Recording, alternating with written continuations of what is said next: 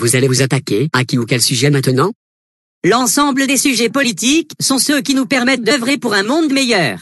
Immigration, sociale, économie, sécurité, laïcité, politique étrangère, juridique, écologie, agriculture, tout va y passer. Nous avons vocation de former un gouvernement en accord avec la Constitution républicaine et nous traiterons de tous les sujets. Un groupe comme Stripper qui pratique du white metal, métal chrétien pour les ignares, ira-t-il en enfer ou au paradis? Tout homme a vocation à aller au paradis. Cela n'empêche l'hypocrisie d'être un péché. Par définition, le métal chrétien est de l'hypocrisie et nous conseillons très sérieusement aux messieurs de Stripper de s'en remettre au vrai christianisme et de cesser de profaner des paroles divines qui étaient là avant eux et seront là bien après qu'ils ne tombent dans l'oubli. Qui présenterez-vous au présidentiel 2017 ou 2022? Les candidats seront nommés plus tard mais il est fort probable que les deux favoris soient monsieur Georges-André Dancalca et monsieur Ambroise Mérignier. Le père Ambroise a-t-il étudié la prêtrise dans un diocèse ou est-il devenu évangéliste anti-métal en se formant sur le tas? Monsieur Ambroise Mérignier a étudié la prêtrise dans un diocèse parisien. Néanmoins, il est à l'origine de sa propre théologie anti-métal puisqu'il était lui-même métalleux avant de se convertir au catholicisme à l'âge de 21 ans. Lutter contre cette musique est un noble combat. Qu'en est-il de la lutte contre les prêtres pédophiles? La lutte contre la pédophilie est un tout aussi noble combat auquel le Vatican prend part avec ferveur pour lutter contre les hérétiques pédophiles qui souillent la parole du Seigneur. Hélas, cette action est insuffisante car la plupart des pédophiles sévissent en réalité dans les milieux familiaux dégénérés. Il y a donc un travail de sécurité à faire à ce niveau, déjà en luttant contre la récidive avec plus de fermeté.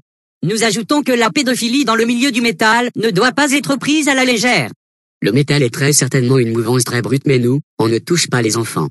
Comment se porte Bertrand Hollet? Tout coupable se dit innocent à son procès. Nous espérons que monsieur Bertrand Hollet croupit en prison pour longtemps. Bonjour, que ferez-vous subir aux amateurs de métal si vous arrivez en tête lors des présidentielles? Cela dépendra bien entendu de son degré de culpabilité. Le PCDE est pour une inquisition démocratique et pour un respect de la loi. La prohibition du métal doit se faire dans le respect de la Constitution. Ainsi, le métalleux sera puni s'il y a effraction après l'entrée en vigueur de la loi anti-métal. Ces effractions iront du port d'objets en rapport avec la musique métal à la direction d'une association de promotion et d'organisation de la musique métal. Les condamnations iront de 1 500 € d'amende à 5 ans de prison et 75 000 € d'amende. Nous vous invitons à consulter la loi Mérignier qui détaille les différentes condamnations en fonction des crimes. Cette page est sérieuse? Oui. Quelles sont vos positions par rapport aux aides sociales? Ces acquis découlent directement de la charité. N'en déplaise à une certaine droite chrétienne, les enseignements du Christ sont plus proches des idéaux de partage et de solidarité que des idéaux de profit qui sont imputés aux marchands de Babylone, disciples de l'Antichrist.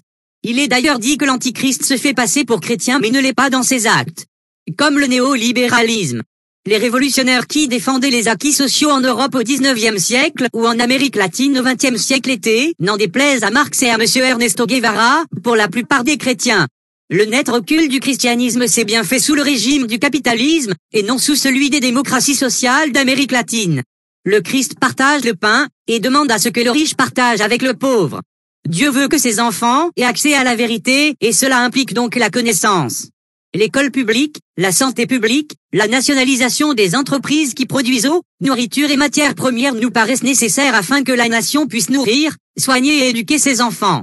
Le PCDE s'oppose donc à la logique moderne qui consiste à détruire nos acquis sociaux. Quels sont vos liens avec Christine Boutin?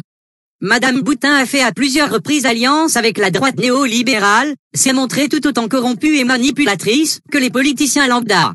Cette femme, derrière ses atouts chrétiens, n'est qu'une néoconservatrice qui recherche le buzz. Le PCDE se pose comme étant une version du PCD expié de tous ses péchés, vices et tentations. Nous nous dissocions du mouvement de Madame Boutin, dont l'impopularité est plus que méritée.